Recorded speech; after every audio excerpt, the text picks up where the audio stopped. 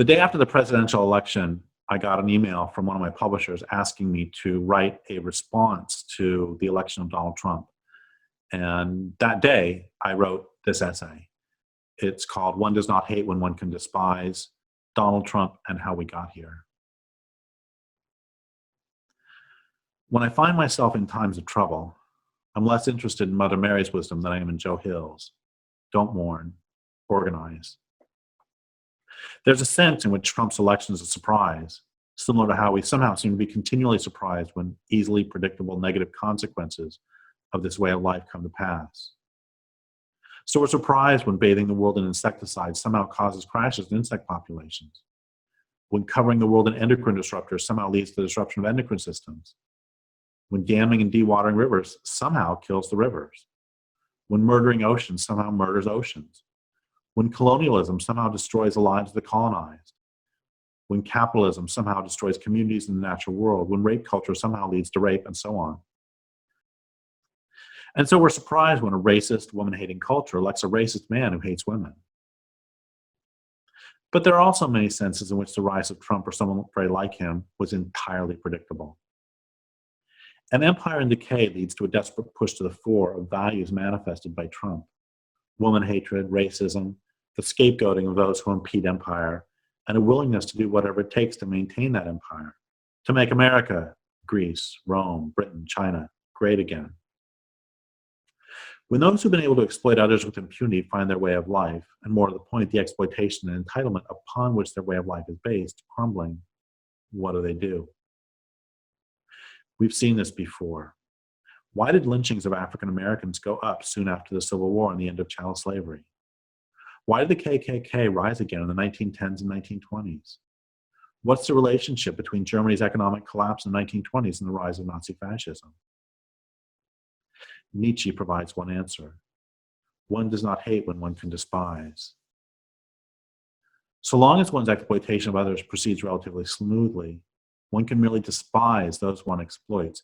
Despise, which comes from the root despicere, which means to look down upon. So long as I have unfettered access to the lives and labor of, say, African Americans, everything is, from my perspective, A-okay. But impinge in any way on my ability to exploit, and watch the lynchings begin.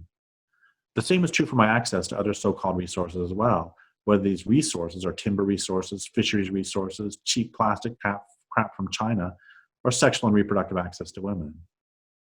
So long as the rhetoric of superiority works to maintain the entitlement, hatred and direct physical force remain underground. But when that rhetoric begins to fail, force and hatred waits in the wings, ready to explode. Oh, but we wouldn't do that, would we? Well, what if somebody told you that no matter how much you paid to purchase title to some piece of land, that land itself does not belong to you? No longer may you do whatever you wish with it. You may not cut the trees on it. You may not build on it. You may not run a bulldozer over it to put in a driveway. Would you get pissed? How if these outsiders took away your computer because the process of manufacturing the hard drive killed women in Thailand? They took your clothes because they were made in sweatshops, your meat because it was factory farmed, your cheap vegetables because the agri-corporations that provided them drove family farmers out of business, and your coffee because its production destroyed rainforests, decimated migratory songbird populations, and drove African, Asian, and South and Central American subsistence farmers off their land. They took your car because of global warming, and your wedding ring because mining exploits workers and destroys landscapes and communities. Imagine if you began losing all these parts of your life that you've seen as fundamental. I'd imagine you'd be pretty pissed. Maybe you'd start to hate the assholes doing this to you. And maybe if enough other people who are pissed off had already formed an organization to fight these people who are trying to destroy your life, I could easily see you asking, what do these people have against me anyway? Maybe you'd even put on white robes and funny hats. And maybe you'd even get a little rough with a few of them, if that was what it took to stop them from destroying your way of life. Or maybe you'd vote for someone who promised to make your life great again, even if you didn't really believe the promises. The American empire is failing. Real wages have been declining for decades, for the entire lifetime of most people living today in the US. Indeed, if real wages peaked in 1973, the last of those who entered the workforce in a time of universally increasing expectations are retiring. Sure, some sectors of the economy have done well, but what of those left behind? What of those whose livelihoods have been destroyed by a globalized economy, by the shifting of jobs to China, Vietnam, Bangladesh? What happens to people in a time of declining expectations? What is the relationship between these declining expectations and the rise in fascism? 2 decades ago now, a longtime activist said to me that Walmart and its cheap plastic crap was the only thing standing between the United States and a fascist revolution. But cheap plastic crap can only put off fascism for so long. There's a difference between the ends of previous empires and the end of the current empire.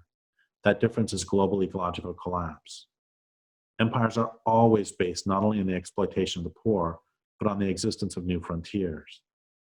Any expanding economy, and all empires are by definition expanding economies, need to continue expanding or collapse.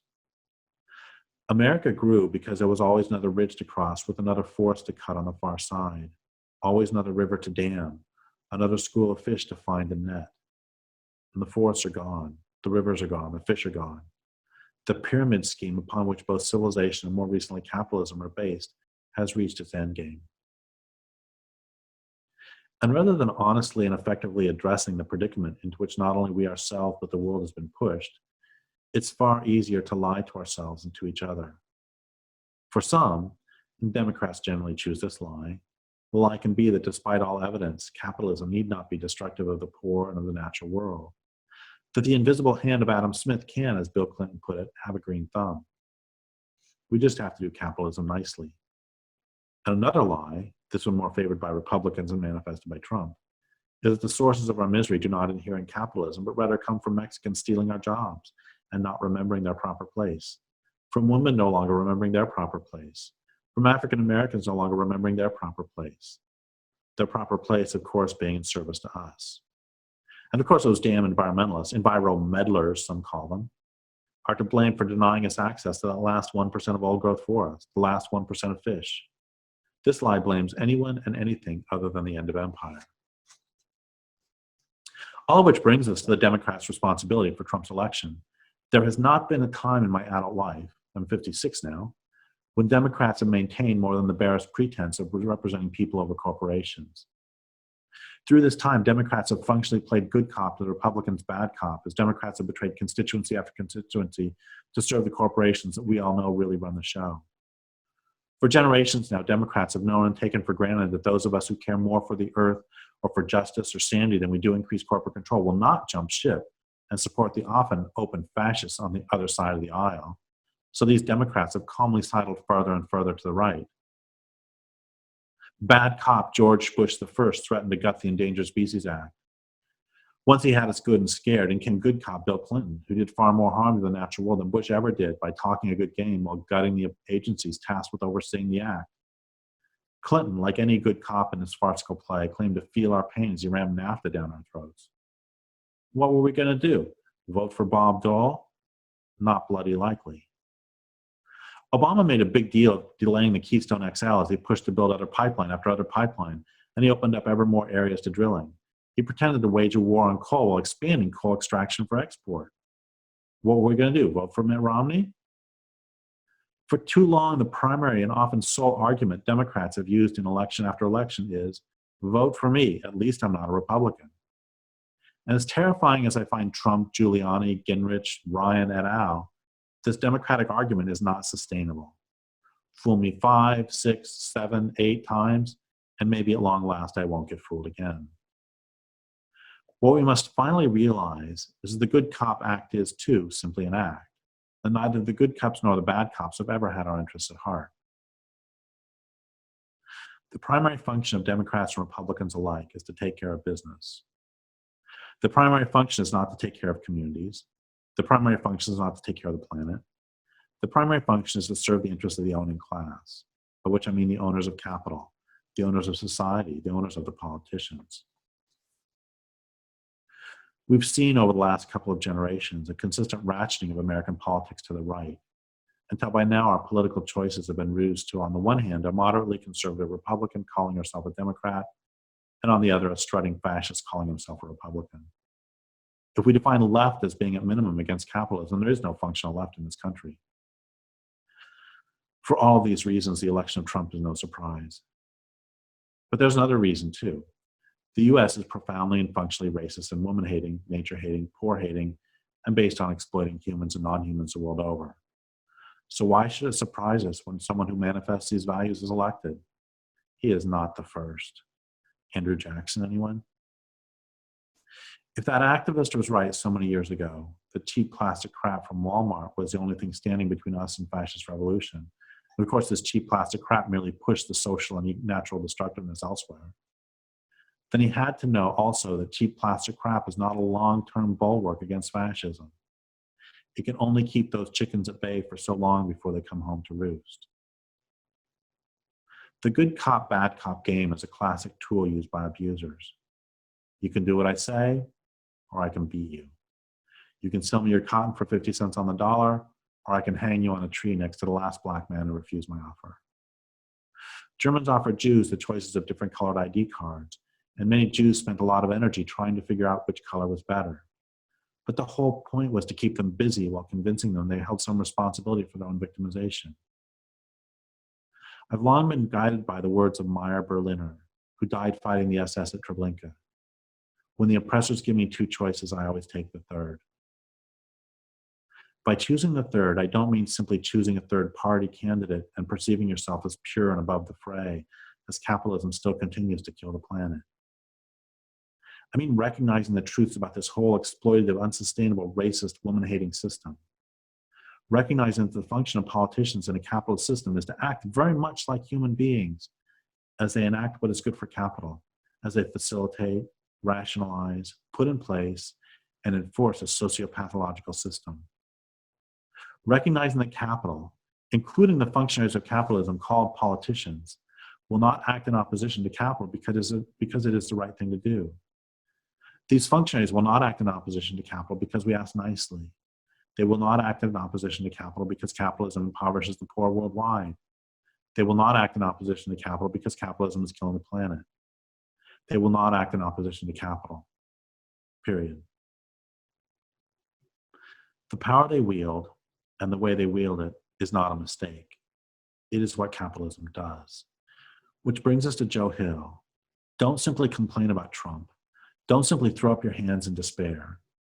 Don't fall into the magical thinking that the good cops would, if just unhindered by those bad cops, do the right thing or act in your best interests. Don't fall into the magical thinking that capitalists will act other than they do. And certainly don't take for granted that somehow magically we in the world will get out of this predicament, that somehow magically an anti-capitalist movement will spontaneously generate, or an anti-racist movement, a pro-woman movement, a movement to stop this culture from killing the planet. These movements emerge only through organized struggle. And someone has to do the organizing. Someone has to do the struggling. And it has to be you, and it has to be me. A doctor friend of mine always says that the first step toward cure is proper diagnosis. Diagnose the problems, and then you become the cure. You make it right. So what I want you to do in response to the election of Donald Trump is to get off your butt and start working for the sort of world you want. Don't mourn the election of Trump. Organize to resist his reign, and organize to destroy the stranglehold that the Capitalist Party has over political processes, the stranglehold that capitalists and racists and woman haters have over the planet and over all of our lives.